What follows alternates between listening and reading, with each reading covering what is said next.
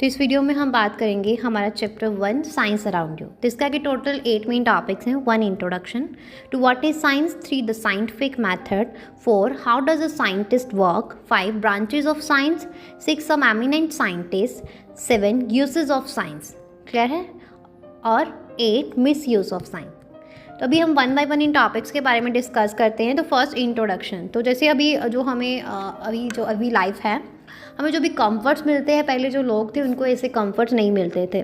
जैसे उन्होंने अभी हमें बहुत अच्छी जो है वैरायटी मिलती है वेजिटेबल्स की, फ्रूट्स की, ग्रेन्स की, फार्म्स की, डेयरी प्रोडक्ट्स की। पहले ऐसा नहीं था। अभी हमारी जो हेल्थ है वो भी बहुत ज़्यादा इम्प्रूव्ड है। हम जो है अपनी खाने को लेकर प्रोसेसिव है, हम अपनी न्यूट्रिटिव वैल्यू को लेकर अलग अलग तरह के खाना जो है, अलग अलग तरह के फूड जो है वो खाते हैं। हम जो है हमें अभी अच्छी जो है बहुत सारी मेडिसिन अवेलेबल है जिससे बीमारियों से बचा जा सकता है, उनसे प्रिवेंट हुआ जा सकता है। पहले ऐसा नहीं था। बहुत सारी डिसीज़ जैसे कि स्मॉल पॉक्स से अगर लोग इफेक्ट हो जाते थे तो वो मर जाते थे, बहुत लार्ज नंबर ऑफ पीपल्स मर जाते थे। अभी मास वैक्सीनेशन जो है has also eradicated polio, a crippling disease in many parts of the world. तो अभी जो है अगर ट्रांसपोर्ट की बात करें तो ट्रांसपोर्ट, कम्युनिकेशन, इंटरटेनमेंट जो है बेटर है। कंप्यूटर और स्मार्टफोन्स जो हैं उन्होंने लोगों को क्लोज कर दिया एक दूसरे के। मटीरियल जैसे कि प्लास्टिक, नाइलॉन, पॉलिएस्टर, स्टेनलेस जो है वो भी एग्जिस्ट नहीं करते थे 150 ईयर्स पहले, अभी वो भी है। अभी वेदर फोरकास्टिंग, जिससे वेदर का पता चलता है, जिससे हम जो है पहले से ही जो वार्निंग हमें मिल जाती है हैवी रेन को लेकर, साइक्लोन्स को लेकर। पहले ऐसा नहीं था, तो इससे बहुत ज़्यादा नुकसान होता था। इन्यूमरेबल लेबर जो है, जैसे हम बहुत सारा काम करने पड़ता है, उससे बचने के लिए मशीन्स है, जैसे वॉशिंग मशीन है, टेलीफोन है, कंप्यूटर है, जो हमारे काम को जो है अच्छा कर देते हैं, उसके साथ साथ ही हमारे काम को जो है वो शॉर्ट टाइम में कंप्लीट कर देते हैं। इलेक्ट्रिक बल्ब्स हैं, लाइट्स हैं, फैंस हैं, एयर कंडीशनर्स हैं, जो हमारे घर में हमारी लाइफ को कंफर्ट बनाते हैं। ओके, ये सब जो भी हमें अभी इम्प्रूवमेंट्स जो देखी अभी हमने, ये सब जो है ये थ्रू साइंस के अकॉर्डिंग ये काम करती है और साइंस की एप्लीकेशन अकॉर्डिंग ये काम करती है। ओके, तो ये थी इंट्रोडक्शन। हर एक चीज़ में साइंस की एप्लीकेशन यहाँ पे अप्लाई है, हर एक चीज़ में जो भी आपने देखा। ओके, अभी नेक्स्ट आता है first main topic, what is science. तो साइंस क्या है? एक सिस्टम है जिसमें acquiring and organising knowledge by using the scientific method. तो साइंस में हम क्या करते हैं? ऑब्जर्वेशन लेते हैं, एक्सपेरिमेंट करते हैं। साइंस जो है ऑब्जर्वेशन करता है, एक्सपेरिमेंटेशन को डिस्क्राइब करता है और फिर किसी फिनोमिना को एक्सप्लेन करेगा। जैसे क्या होगा, तो और इससे हम समझ सकते हैं जैसे कि हमारे पास कि कोई प्लांट है वो कैसे ग्रो कर रहा है।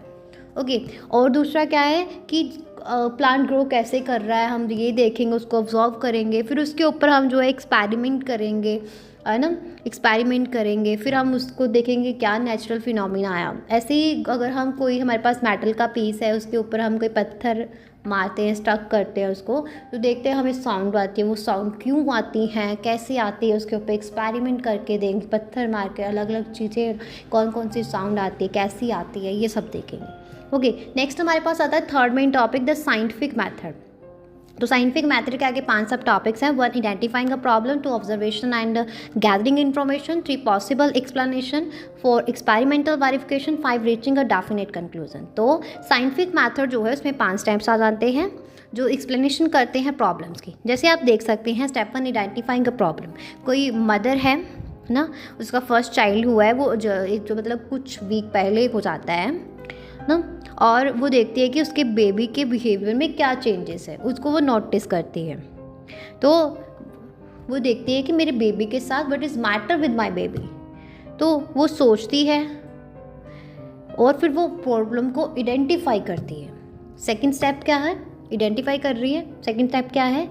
Observation and gathering information. Mother ने क्या किया, देखा कि उसका बेबी जो है जब भी उठता है वो रोता है, उसका वो डल दिखाई देता है, ये नोट किया। और उसने क्या किया कि जो है किकिंग जो है उसकी, he is not kicking his legs जैसे नॉर्मली बच्चे करते हैं।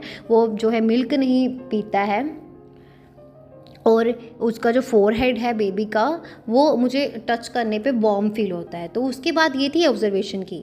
उसके बाद उन्होंने क्या किया, गैदरिंग की इन्फॉर्मेशन। वो क्या कहती है, मदर क्या करती है, चाइल्ड हेल्थ फॉर एडवाइस जो है वो बुक जो है उसको देखती है, अपनी जो है फैमिली मेम्बर के साथ कंसल्ट करती है अपने बच्चे को लेकर। ओके, ये होगी गैदरिंग इन्फॉर्मेशन। नेक्स्ट क्या है, स्टेप 3 पॉसिबल एक्सप्लेनेशन। तो वो मदर क्या करती है, अपनी जो है इन्फॉर्मेशन को गैदर करती है बुक्स में से, फिर अपनी फैमिली मेम्बर की साथ डिस्कस करती हैं कि क्या हो सकता है, पॉसिबल एक्सप्लेनेशन लेती है कि फिर वो कंक्लूड करती है कि पॉसिबल एक्सप्लेनेशन करके मेरे बेबी को फीवर है। तो शी प्रेडिक्ट दैट कि बेबी का जो टेम्परेचर है वो नॉर्मल से ज़्यादा है। तो ये पॉसिबल एक्सप्लेनेशन है कि ये हो सकता है बेबी का जो टेम्परेचर है वो नॉर्मल से ज़्यादा, मतलब उसको फीवर है, ये पॉसिबल एक्सप्लेनेशन को हम क्या कहेंगे, हाइपोथेसिस। अभी नेक्स्ट क्या होता है, फोर्थ, एक्सपेरिमेंटल वेरिफिकेशन। तो क्या करते हैं, वो एक्सपेरिमेंट करते हैं, थर्मामीटर लेते हैं, उससे अपने बेबी का टेम्परेचर चेक करते हैं और वो आता है 38, मतलब उनको पता चलता है कि उनके बेबी का बॉडी का टेम्परेचर नॉर्मल से ज़्यादा है, 37 डिग्री सेल्सियस होता है नॉर्मल, तो उससे ज़्यादा है। तो वो एक फिफ्थ आता है रीचिंग अ डेफिनेट कंक्लूजन। तो वो देखते हैं थर्मामीटर जो है, बॉडी टेम्परेचर जो है वो ज़्यादा दिखाता है नॉर्मल से, तो ये पॉसिबल एक्सप्लेनेशन जो है वो उसने जो सोची थी वो करेक्ट है, मतलब कि उनके बेबी को फीवर है। तो ये हाइपोथेसिस जब टेस्ट की जाती है एक एक्सपेरिमेंट को यूज़ करके, अगर वो सही आ जाती है तो उसको हम थ्योरी बोलते हैं। तो यहाँ पे हमारे 3 जो टॉपिक्स हैं वो फिनिश होते हैं।